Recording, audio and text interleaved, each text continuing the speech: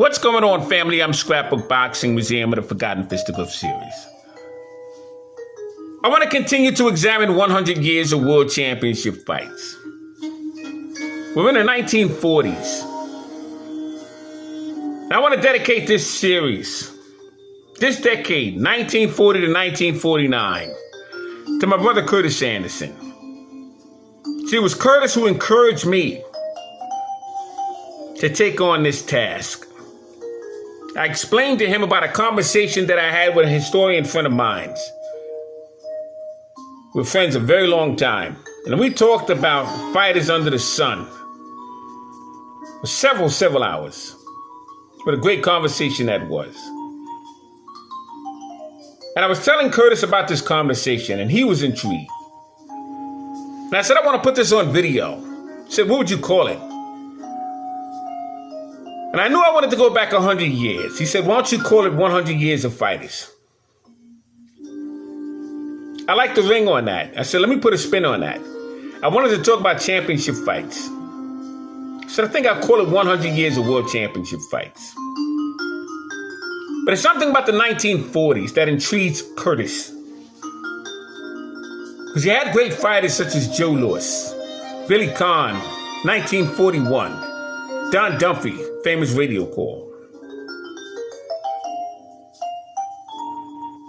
Got Ezra Charles and Joe Walcott, Joe Louis. In fact, Joe Louis and Walcott would fight each other 47 and 48. They would have the same trainer when they started. That was Jack Blackburn. You had Ike Williams and Bo Jack, Bob Montgomery, and Juan Zarita. Enrique Bolanos, Tibby Larkin. He had the Black Murderers Row, Lloyd Marshall and Eddie Booker. Eddie Booker was some fighter. He was a California state middleweight champion. You had Jack Chase, who would defeat Eddie Booker for the California state middleweight champion. Jack Chase would become the California state light heavyweight champion when he defeated Watson Jones. He had fighters such as Ozzie Bulldog Harris and Jimmy Bivens, Elmer Violent Ray Stillhammer, Turkey Thompson.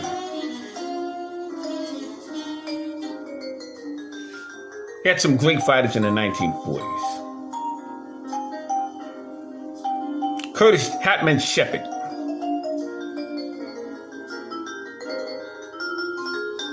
Archie Moore. Oh, we're going to have a lot of fun in this decade. Shout out to my brother Curtis Anderson, 1940 series. February 9th, 1940, Joe Louis defeats Arturo Godoy, 15 rounds unanimous decision in New York's Madison Square Garden. The referee was Arthur Donovan. He had 15,567 spectators in the crowd. They paid $74,988.27. It was on a Friday night. Joe Louis was 25 years old. He stood 6'1.5" He weighed 203 pounds and had a 76-inch reach. Walked into the ring with a fighting career record of 40 wins, 1 loss, 34 knockouts. He was paid $32,848.81.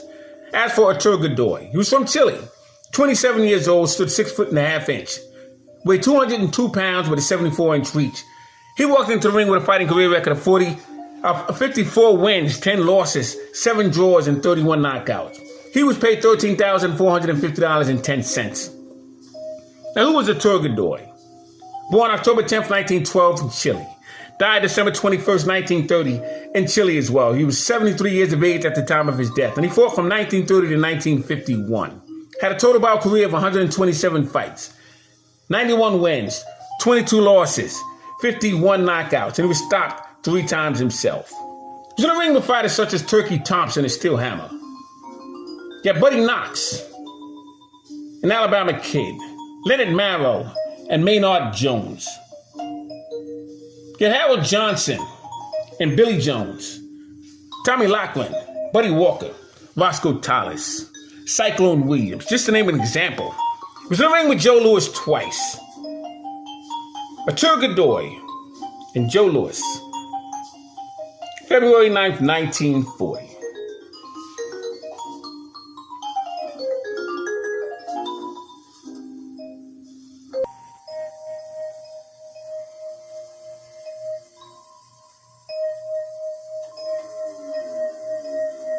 Gave Arturo Godoy to the ropes. Joe Louis smashes him with the left uppercut.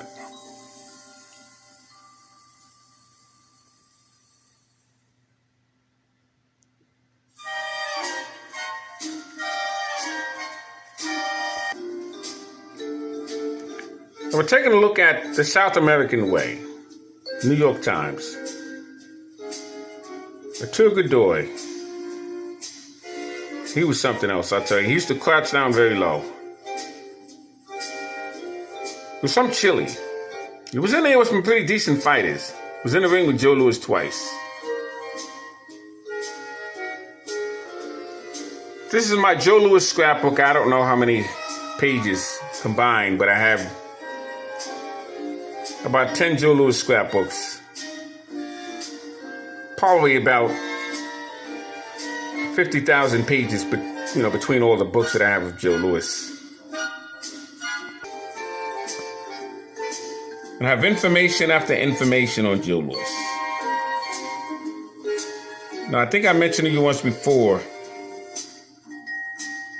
I have a lot of papers that the press were typing, because they used to type at ringside. And if the keys got stuck together or they did a glitch, they had to get rid of it. But I got a lot of those pages, and they're all in these scrapbooks here. So they're not in the newspapers. A lot of times when you retype again, you'll reword it differently. Here you have 18,000 will watch the heavyweight bout. Detroit Free Press, 1940. $100,000 gate expected. Lewis will strive for 8 knockout. Champion the Garden fight with Godoy. Joe Louis was fighting this man in Madison Square Garden. The second fight took place at New York's Yankee Stadium.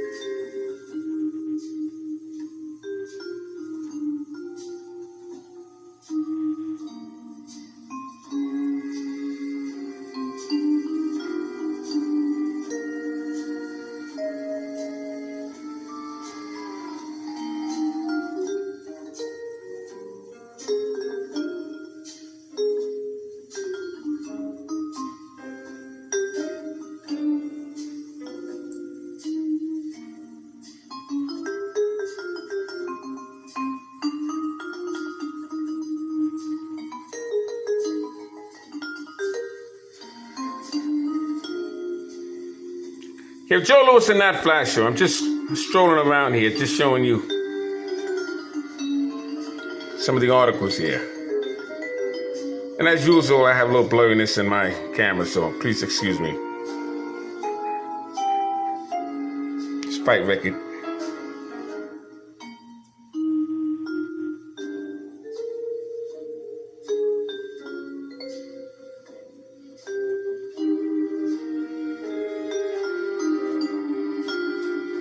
All right, let's move on.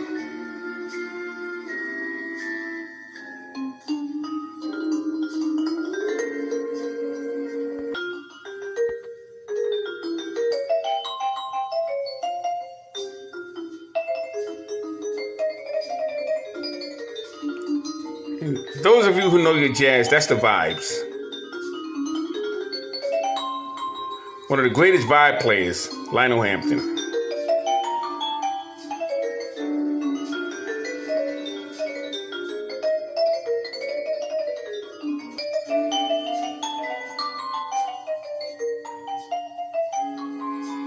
Joe Louis signs the contract. See, Joe Louis doesn't bother to glance while signing the contract with Godoy. Madison Square Garden, February 9th, and he probably didn't. Probably not just a photo op.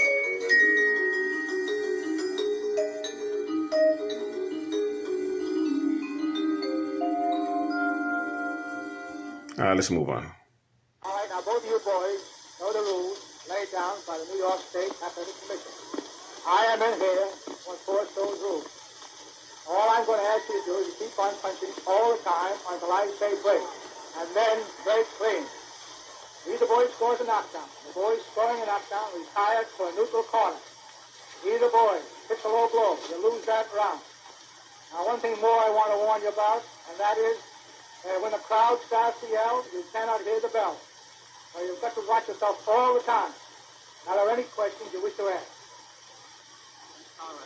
All right, shake hands now, come out boxing. Okay.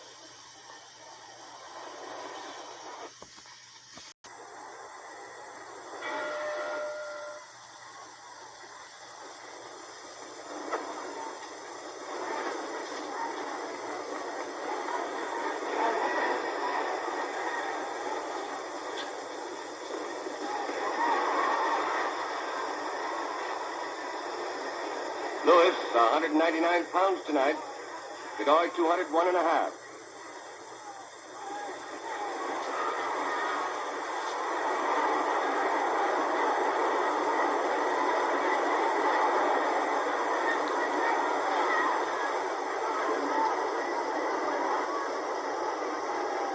These boys met only 4 months before, and Lewis won the decision in 15 rounds.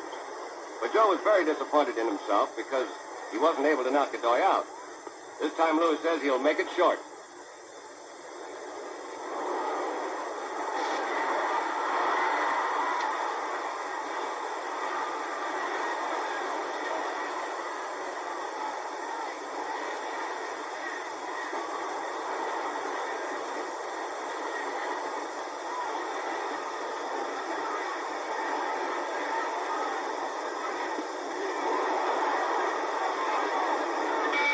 There's the end of round one.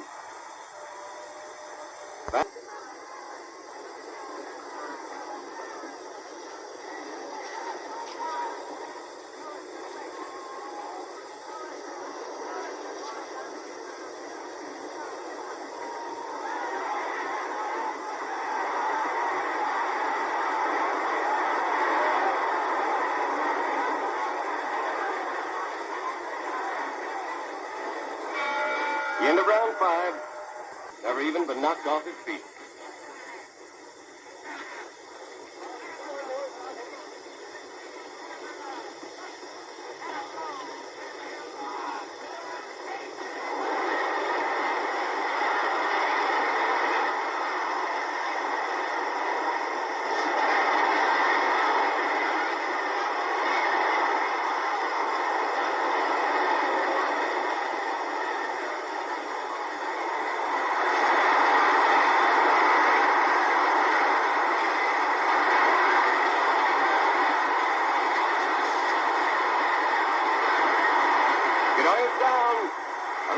Followed by a lightning-fast right.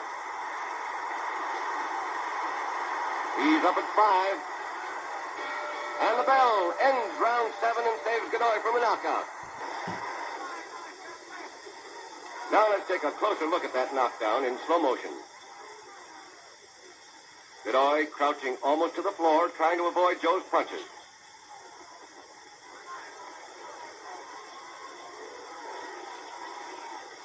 Joe finally straightens him up and pours rights and lefts into head and body.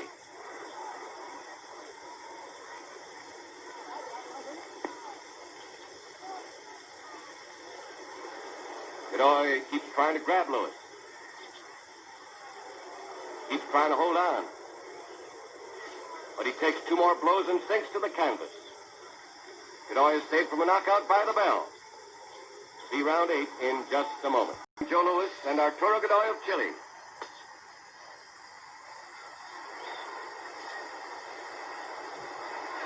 Lewis trying to set Godoy up for one clean shot.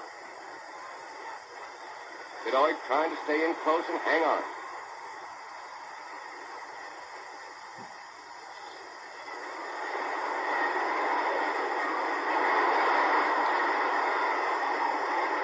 Godoy is half blind. He's battered and almost out on his feet. But he won't go down. He won't give up.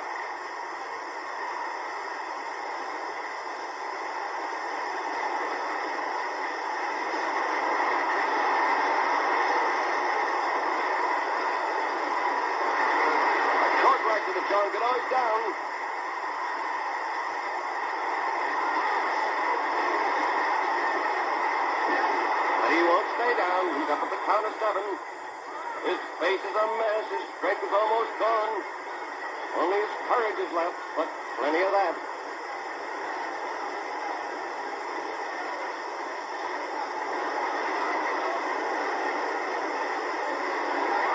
Hard right cross.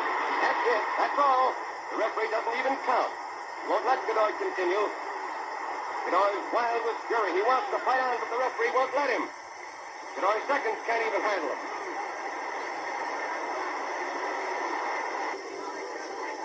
Now here's the knockdown and knockout in slow motion. Hard left jab, followed by a fast right cross. Chilean is knocked to his hands and knees. The referee steps in and stops it. It's all over.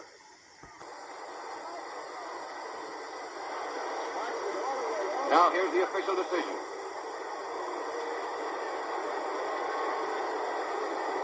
The time, 1 minute, 24 seconds of the 8th round. The referee stops the contest. The winner and still heavyweight champion of the world, Joe Lewis.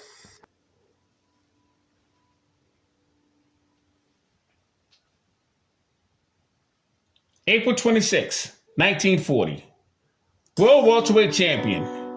Homicide Hank, Henry Armstrong, knocks out Paul Jr., Boston, Massachusetts, 7 rounds, in defense of his World Welterweight Championship belt. It was at the Boston Garden in Massachusetts. Now, the referee was Johnny Morton. He steps in 1 minute and 7 seconds in the 7th round.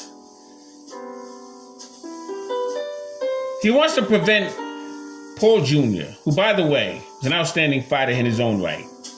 Further punishment. These two men would meet again. June 21st, 1940. Referee would also be Johnny Morton. He would stop the contest this time, 2 minutes and 39 seconds in the 3rd round. It was after Paul Jr. went down 3 times at the Explosion Building in Portland, Oregon. Now, who was Paul Jr.? His name was Paul Labby Jr. He was born July 27th, 1907, Quebec, Canada. He died November 28th, 1995. He was 88 years of age at the time of his death, and he would reside in Lewiston, Maine, where Muhammad Ali and Sonny Liston would have their second bout in 1965. We'll be going through that fight when we go to the 1960s. So Paul Jr. would fight from 1928 to 1940. He would have 159 wins, 23 losses, 16 draws, and 58 knockouts. Now, between April 26, 1940 to July 21st, 1940, he was stopped 1 minute and 5 seconds in the 7th round, 2 minutes and 39 seconds in the 3rd round. It's actually June 21st, 1940.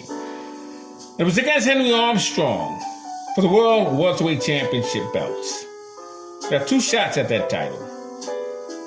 He would lose to Albert Chalky Wright, 5th round, August 12, 1940 in Philadelphia Gardens. And Albert Chalky Wright would eventually become the featherweight champion when he would defeat Joey Archibald. He would lose his title to Willie Pep. And Chalky Wright would be a driver for Mae West when he retired. Paul Jr. would also defeat Bernie Miller, 6-second power, and Pete Herman. Now, Paul Jr. is to your right. Henry Armstrong is to your left. I'm going to show you an opponent of Paul Jr. His name is Bernie Miller. Let's take a look at Bernie Miller.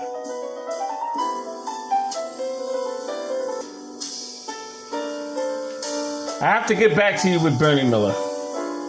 It's in a book that is too high for me to reach at this moment. So we'll continue. May 10th, 1940. Lightweight champion Lou Ambers was knocked out in the 3rd round by Lou Jenkins, who was dropped 3 times. He's never been knocked down or knocked out before in his career. And he went 30 brutal rounds with Henry Armstrong. But he couldn't handle the punching power. of Lou Jenkins. Lou Jenkins could punch. The average stood 5'6", weighed 131 to 140 pounds. He would take the lightweight championship belt. Tony Canzoneri. He's in the ring with Davey Day, another fierce puncher. Sammy Fuller was on the undercard with young Peter Jackson. Of Primo Carnera, Max Baer.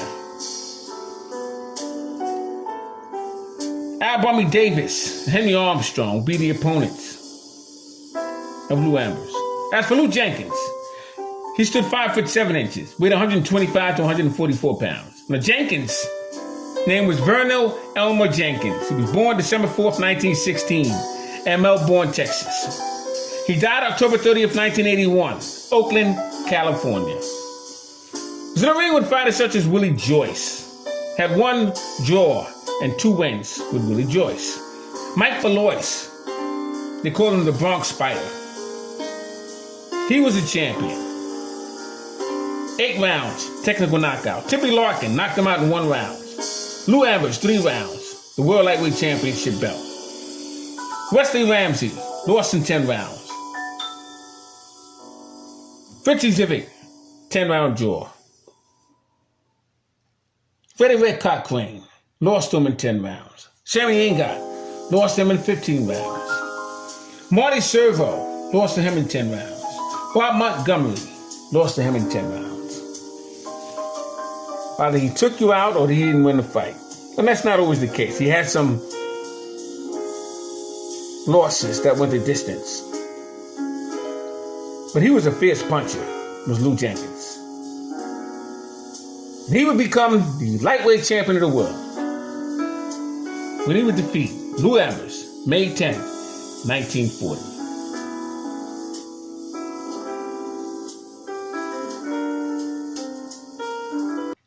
New lightweight champion of the world. His name was Lou Jenkins. I'll see you in the next video. I'm Scrapbook Boxing, Museum of the Forgotten Fisticuffs series.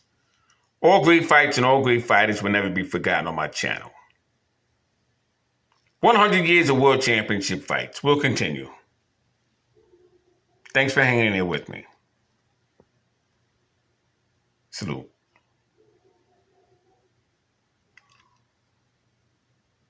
Shout out to the 3 wise men of boxing. Stormy B. Man, Kurt Sugar, Scrapbook Boxing.